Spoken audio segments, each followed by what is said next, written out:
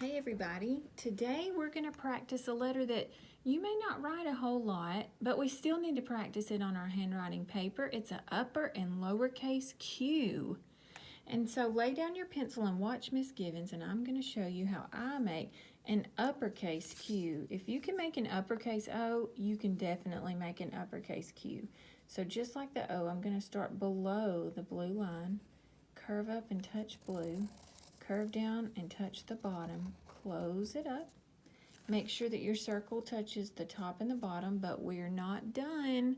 I call this special line kind of like a kickstand. If you ride a bicycle without training wheels, a lot of the bikes without training wheels have a kickstand to keep it from rolling away. So to keep this circle from rolling away, I'm going to make a slant line from about right here, slanted and stopping at pink or bottom. So there's my slant line. There's my kickstand for my uppercase Q. This slant line is what makes the Q different from the O. And of course, the Q makes a different sound. It says qu. So let's make an uppercase Q together. Take your pencil, start below the blue line, curve up and touch the top, curve down and touch the bottom and close it up. Make sure your circle touched top and bottom. Actually, that's more of an oval. That's okay. Now put your pencil about right here inside the circle oval shape and slant down to the pink line. Okay, if you don't need to erase or practice anything, we'll skip 2 more spaces. I want to say one more thing about this slant. I may have already said it, but it stops at the pink line. It does not go in the basement, okay? So let's skip 2 spaces. A little below the top is where we start. Curve up and touch the top line. Curve down and touch the bottom. Close it up. That one kind of looks like an Easter egg, doesn't it? And now I'm going to put my pencil in the middle, not really the middle, but towards the bottom in the middle, and slant down to the pink line. There's my second uppercase Q. If you don't need to pause and erase and fix, I want you to skip 2 spaces and make your very own uppercase Q all by yourself.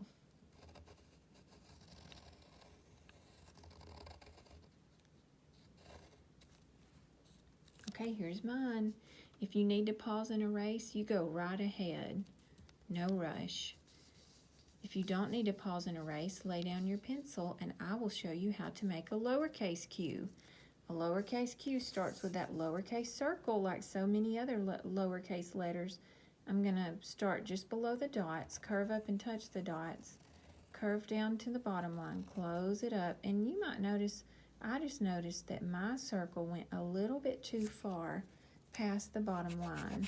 So I'm going to erase that part and fix my circle so it does not go below the bottom line.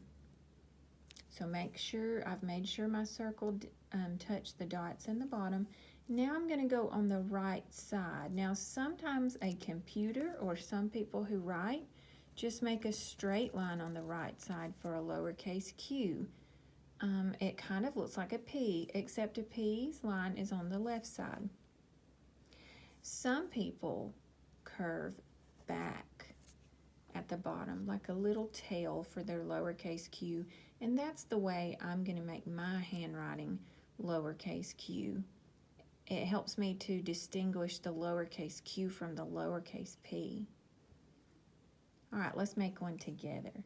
Let's curve up, start a little below the dots, curve up and touch the dots, curve down and touch pink, close it up.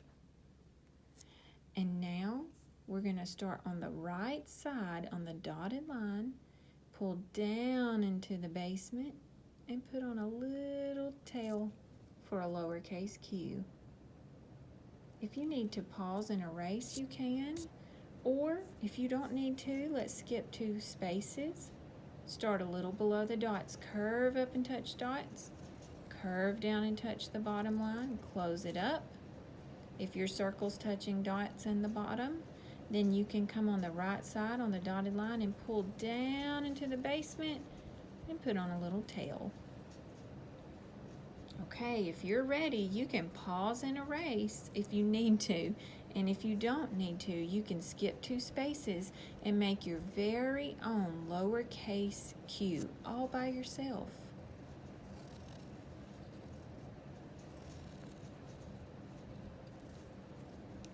I'm going to fix that little line right there. Okay, do your lowercase q's look like mine? If so, you can go to the 3rd line and practice writing your first and last name, and then go to the bottom line and make some more upper and lowercase q's. See you soon.